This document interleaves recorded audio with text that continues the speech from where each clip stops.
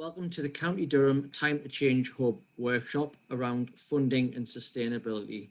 My name's Chris Affleck. I work for Investing in Children and I'm the Time to Change County Durham Hub Coordinator and the Stamp It Out Coordinator.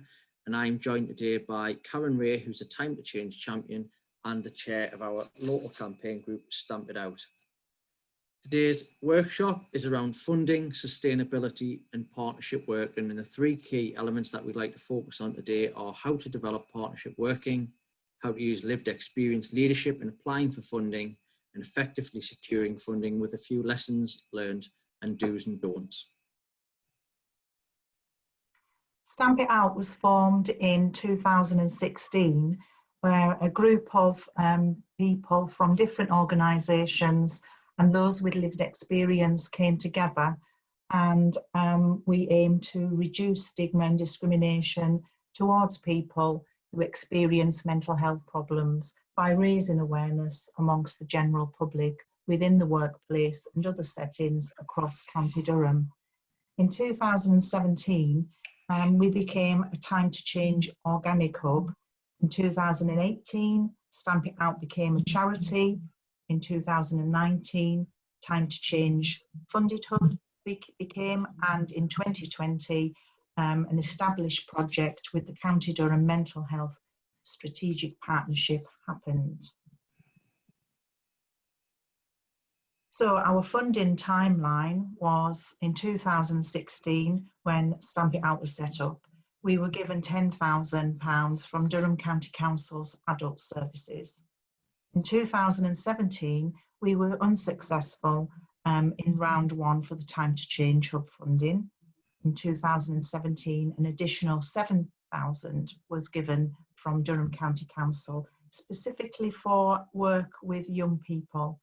And then in 2018 and 19, another £20,000 was given from Durham County Council Adult Services, with the emphasis that this would be the last amount of funding from them.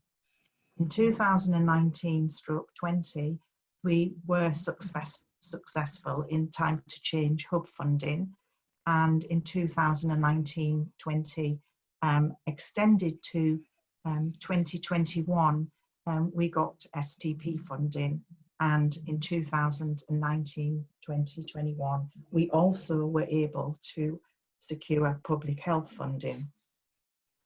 The funding history is on the slide, just quickly going through it.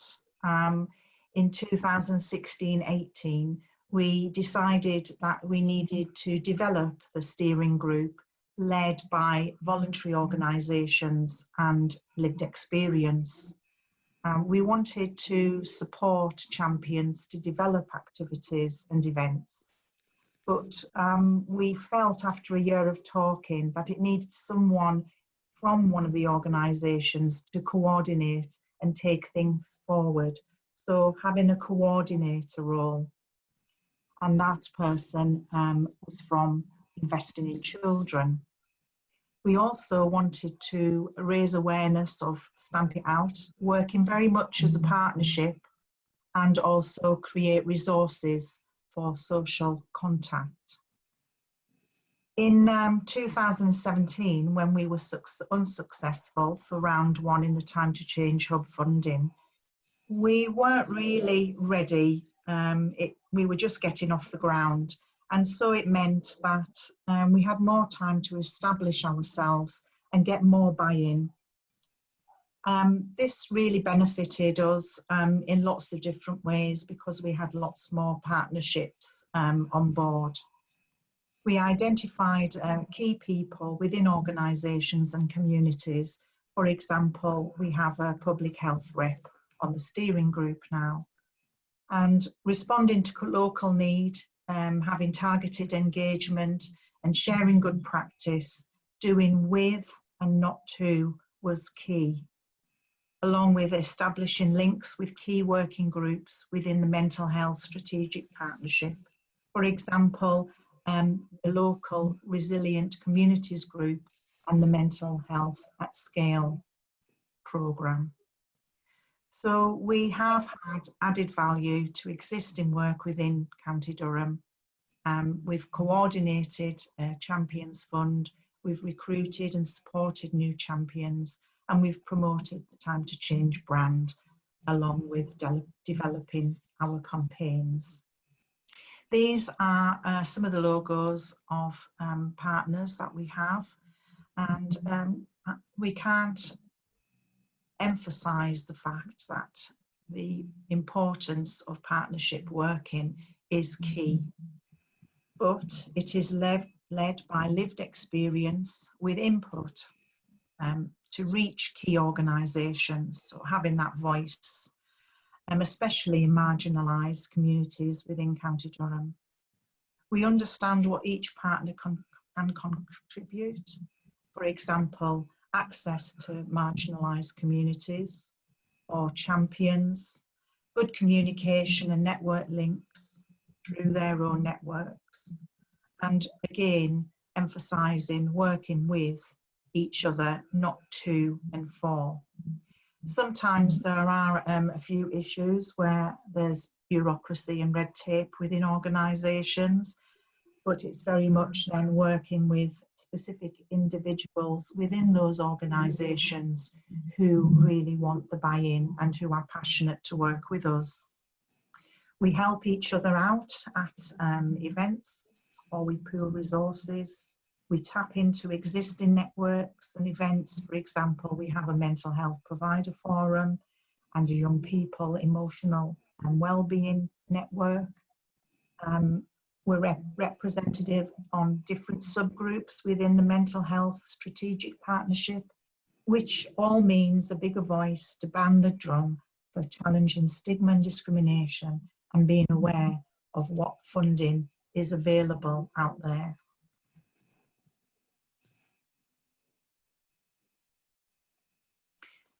When applying for funding, it's important to understand local priorities and statistics.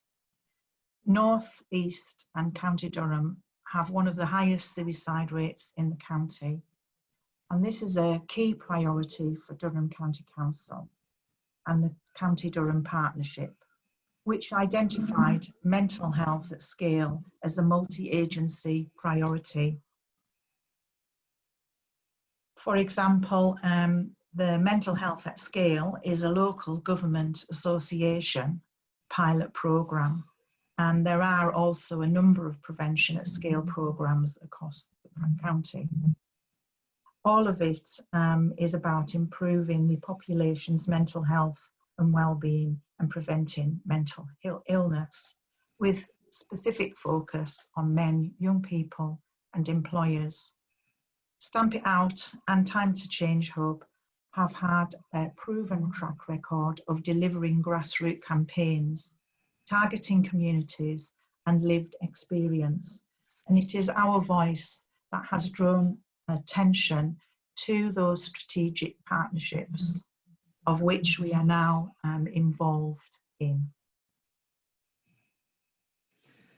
In terms of being successful when applying for funding and looking at sustainability, as Karen said, it's really important to understand the local need and local demand and understand what's happening within your local area. Following on from the mental health at scale work, which was a local government association programme, it was identified that, as Karen's mentioned, there are a huge number of suicide rates within County Durham.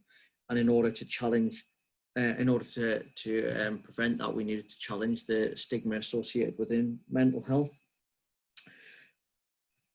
As part of the funding that we've received through our local authority and through public health, we developed a survey to engage with local communities within County Durham to understand the local needs and how we could challenge mental health, stigma and discrimination.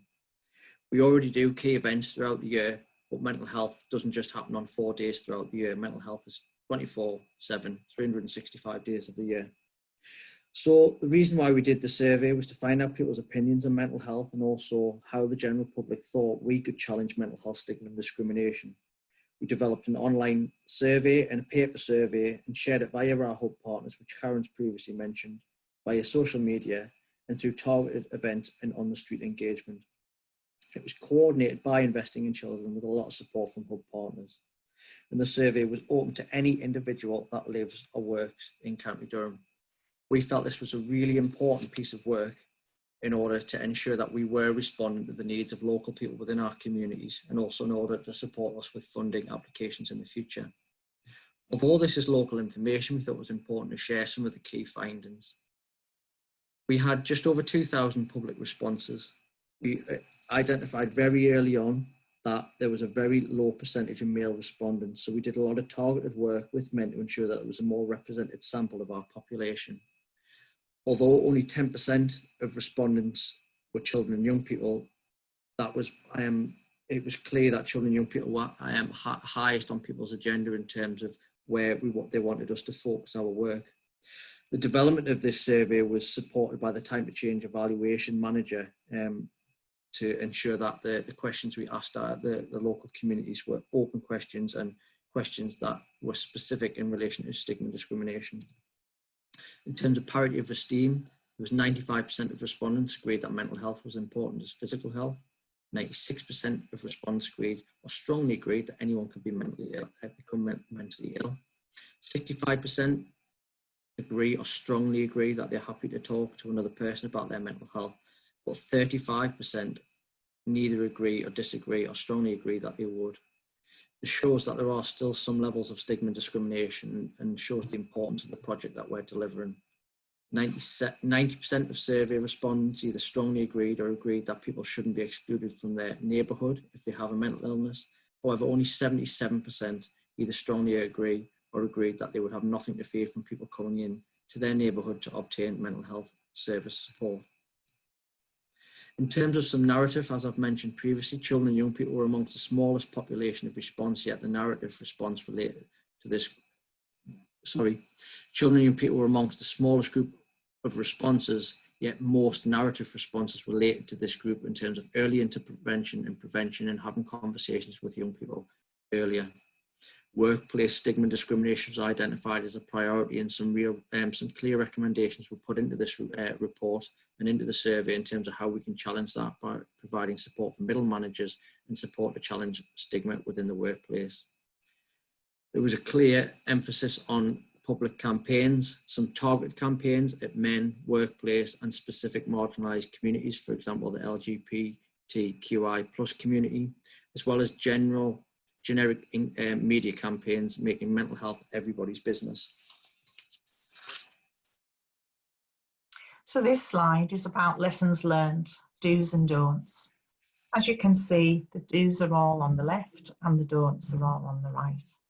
I'm not going to go through each one because you can read them, but just to say, knowing your area gives you access to existing networks. It helps build relationships with key decision makers, enables you to be on more agendas within the mental health strategic partnership and subgroups, and opens the door to existing funding for local priorities.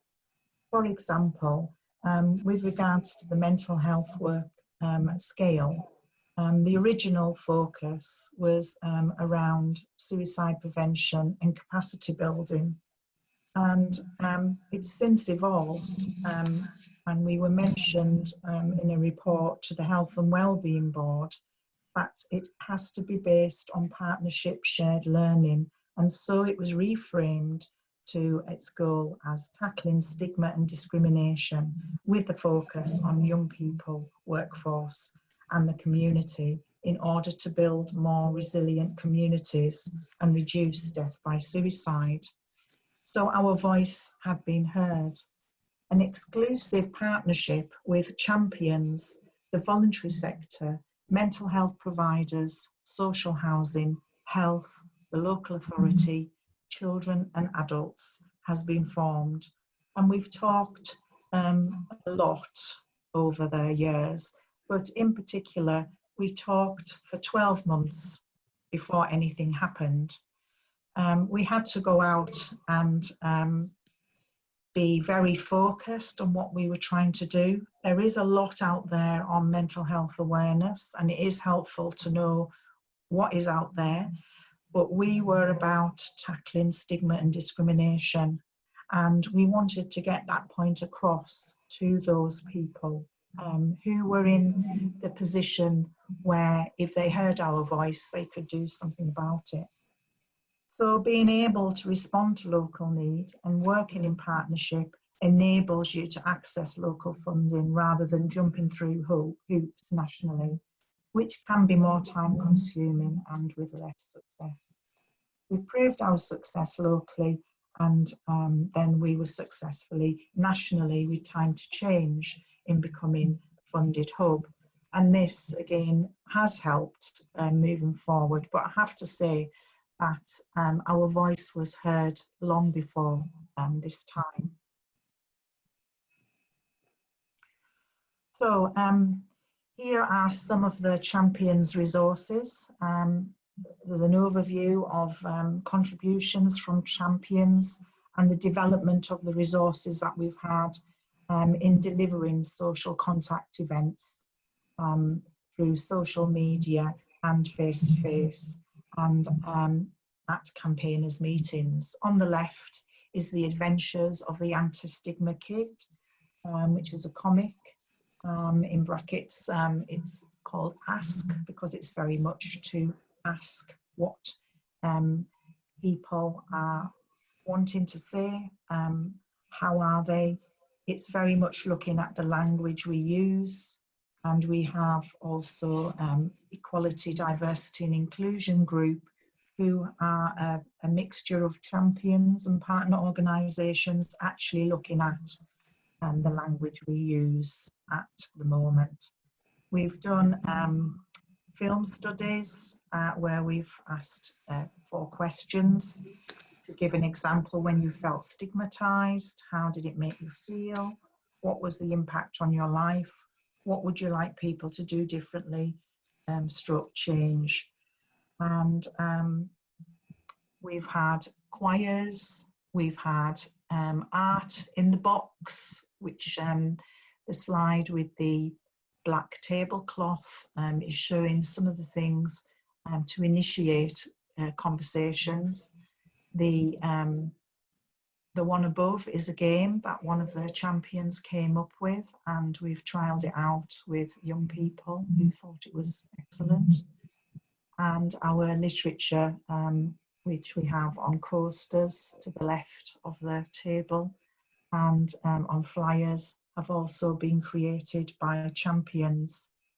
We're now looking at upgrading our media platforms due to the COVID-19 pandemic and using an idea from another hub. So sharing of good practice is important, whereby we're having web pages, so we can add pieces on photography, art, quizzes, poems, more case studies and films.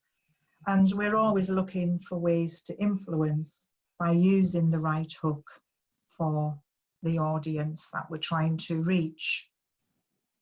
Hopefully that's given you a bit of an overview in terms of where we've had our successes and the importance of developing partnership work and ensuring that anything we've done has been led by lived experience, and some of the things that have worked for us and some of the things that haven't worked for us.